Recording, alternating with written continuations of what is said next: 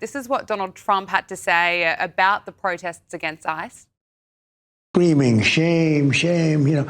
This is not people that are like living in Minnesota. These are professional, paid people. They're like actors. I mean, I watched the guy last night in the church. And not just Don Lemon. Don Lemon's a loser. But I watched the guy last night in the church. This guy's a professional guy, and he actually admits to it. He gets paid a lot of money to go and cause trouble.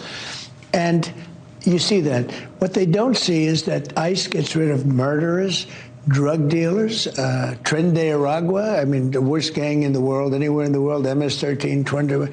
But these are the worst gangs, and they get rid of them. They take them out. John, you're in Minnesota. Can you talk to us about what it's been like on the ground?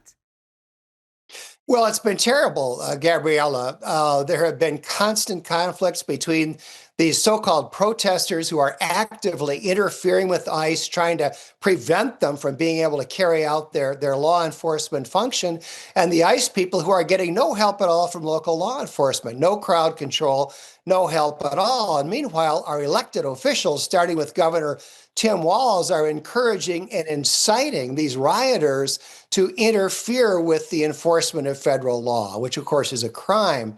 And so it's really a very tough situation here on the ground. And it was made worse, of course, by the incident in which Renee Good got shot as she was driving into an ICE agent.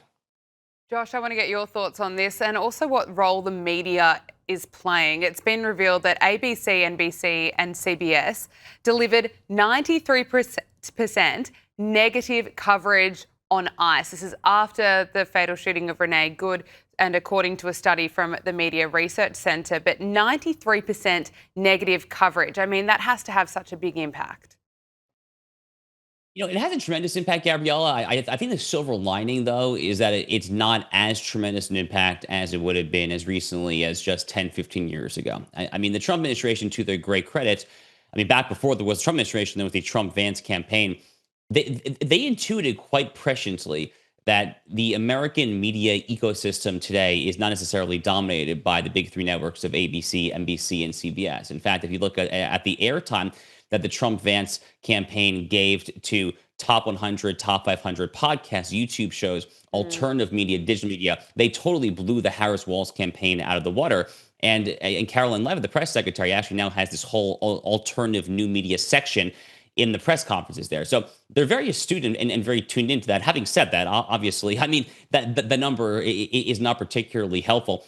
These analogies to ICE are just so utterly astounding to me. I mean, putting on my legal cap as a lawyer here, ICE is just a law enforcement agency. It is just a federal law enforcement agency that is tasked with enforcing a specific body of federal law, that being immigration law. I mean, to that extent, though, it's really no different than the FBI. I mean, the FBI is also a federal law enforcement agency. There's any number of federal law enforcement agencies there. But when I hear these elected Democrats, Keith Ellison, the Attorney General of Minnesota, is a very good example. I was watching his press conference maybe about a week and a half ago where he was kind of summarizing his new lawsuits that the state of Minnesota and Jacob Frey, the mayor of Minneapolis, they're suing DHS, they're suing ICE for ICE presence there. And his rhetoric was just totally striking to me, Gabrielle. He was saying it is our states' rights. It is our 10th Amendment issue. The federal government cannot belong here.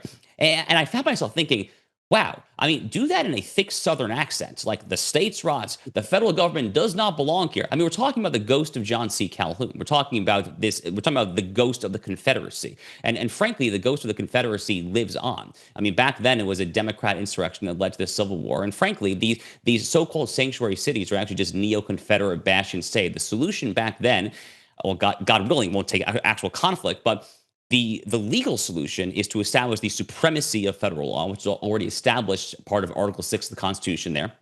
And thankfully, I think we have a commander-in-chief who understands that very important norm.